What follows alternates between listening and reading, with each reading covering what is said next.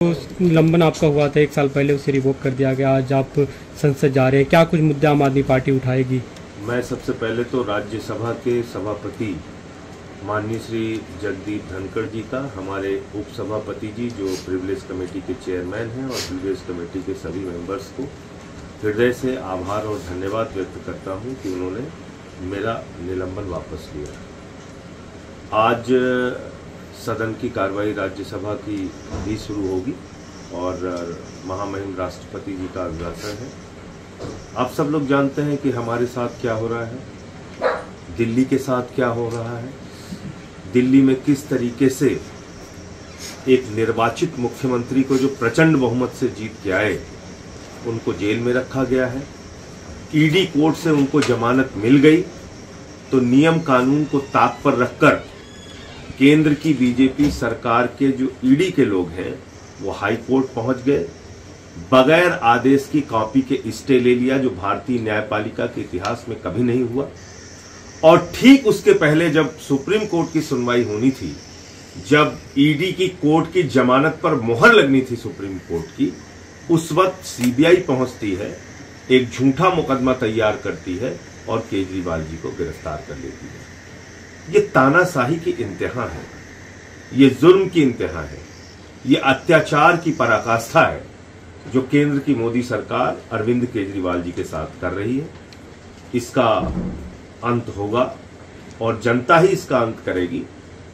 अभी 240 पे पहुंचे हैं, कल को 24 पे पहुंचेंगे और निश्चित रूप से ये जो तानाशाही है इसका तो अंत होगा। इसी लेकर आप लोग प्रोटेस्ट करेंगे, राष्ट्रपति के अभिभाषण का बहिष्कार करेंगे? राष्ट्रपति के अभिभाषण का निश्चित रूप से बहिष्कार करेंगे, क्योंकि ये महामहिम राष्ट्रपति जी का अपना खुद का वक्तव्य नहीं होता, बल्कि वो सरकार का वक्तव्य पढ़ती हैं। सरकार की जो लिखे हुए भाषण होते हैं उसको पढ़ती हैं। तो इसलिए हम लोग राष्ट्रपति के अभिभाषण का बहिष्कार करेंगे।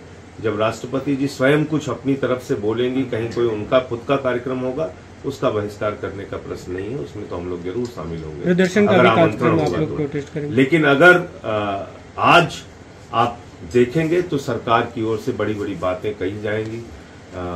लोकतंत्र की मजबूती का दावा किया जाएगा, संविधान की रक्षा का दावा किया जाएगा, तमाम झूठी बातें सरकार लिख कर देगी। और इसलिए जो केजरीवाल की गिरफ्तारी है उसके विरोध में हम लोग राष्ट्रपति के अभिभाषण का विरोध करेंगे। संसद परिसर में प्रदर्शन भी आप लोग करेंगे? हाँ, निश्चित रूप से करेंगे और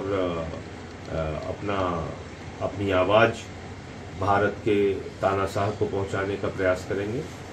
2 मुख्यमंत्रियों को आपने जेल में डाल रखा है। एक झारखंड के पूर्व मुख्यमंत्री हेमंत सोरेन जी जेल में है, दिल्ली के मुख्यमंत्री अरविंद केजरीवाल जी जेल में है, मनीष सिसोदिया जी जेल में है, सत्येंद्र जैन जी जेल में है।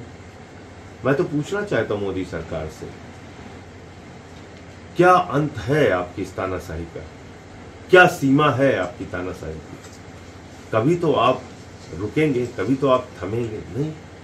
एक के बाद एक मुकदमे, एक के बाद एक झूठी कहानियां, एक के बाद एक अत्याचार। तो मैं समझता हूं कि अब इस तानाशाही के अंत का समय आ गया है। 240 पे रुके हैं और मैं तो बार बार कहता हूं ये सरकार ज्यादा दिन चलेगी नहीं। आपने कल प्रेस कॉन्फ्रेंस में कहा था कि इंडिया ब्लॉक की पार्टी से बात करेंगे, इस पे समर्थन को लेकर कई दलों से बातचीत हुई है। आप लोग प्रोटेस्ट कर रहे हैं या बहिष्कार कर रहे हैं, उसे लेकर कोई बातचीत? कई दलों से बातचीत हुई है, सीपीएम, सीपीआई, टीएमसी, कांग्रेस के भी कुछ नेताओं से बातचीत हुई है और समाजवादी पार्टी के राष्ट्रीय अध्यक्ष जी कल खुद आए थे, उन्होंने इस केजरीवाल जी की गिरफ्तारी का विरोध किया है, उनसे भी बात हुई है। तो अलग अलग दलों से बातचीत हो रही है। आरजेडी के भी नेता से आज बात हुई है। तो हम लोग इसको मिलकर ये मामला उठाएंगे।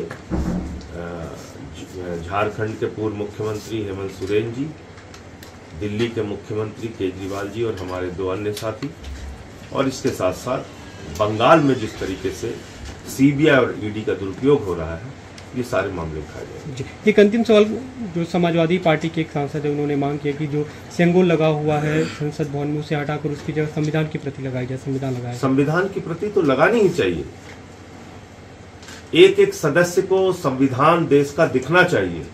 जो बाबा साहब डॉक्टर भीमराव अंबेडकर जी ने देश के 144 करोड़ लोगों के लिए लिखा है, जो कश्मीर से कन्याकुमारी तक लागू होता है।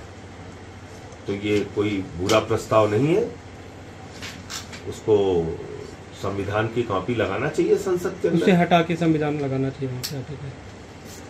हटाइए या न हटाइए, संविधान की एक बड़ी प्रति लगाइए।